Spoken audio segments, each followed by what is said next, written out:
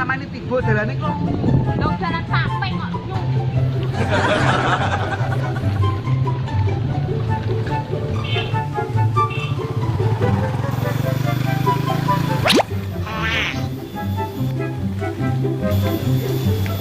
Oh, coba. Pepen-pepennya kayak ini jobo.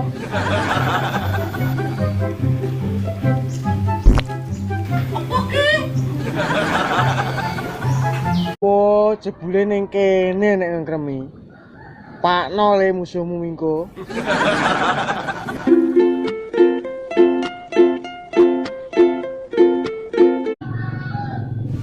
Beh, golek-golekanmu jan angel men tenono. Cangkemmu nano rumah sam bukan permen apa piye enak apa? Tibuk tibakno digondol gidi mbek gedut, Pakno. He, omongmu kena tak gugu gak? Wis ta ora percaya ayo rono saiki tak dudu nggone. Ayo, Lah bubuk ora mbok gawa. wis ora mikir bubuk aku. Lah memang kok mlaku? Aku mengasine nggo motor, Pakno. Tapi lari lek kok gelek. Piye to ki panggah kowo. Wes pokoke rasane cawe-cawe petuk tak ketek kalau aku ora. Ngene kleru ngono kok kleru. Piye to ki? Apa monyet di malah mancet ning kene. Sing kudu tak gugu. Asa Ojo gusak-gusu, Pakno. Piye? Iki kasus iki perlu bukti otentik.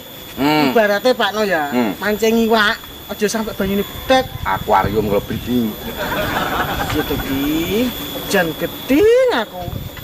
Ini lho Pakno maksudnya iki. Usahakan mengatasi masalah tanpa masalah, paham? Iki urusan penculikan, ora kok aku arep utang koperasi. gandeng tangan.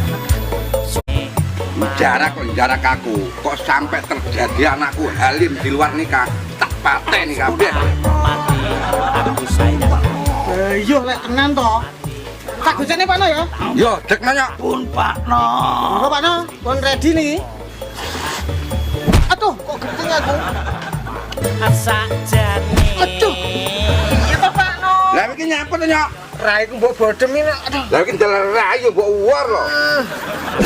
Apel neng omahku. Asa jane.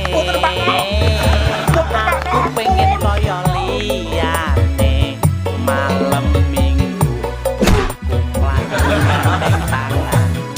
Sumpah mati aku sayang kamu. Sumpah mati Duh, aku gak kopi, Duh. aku cinta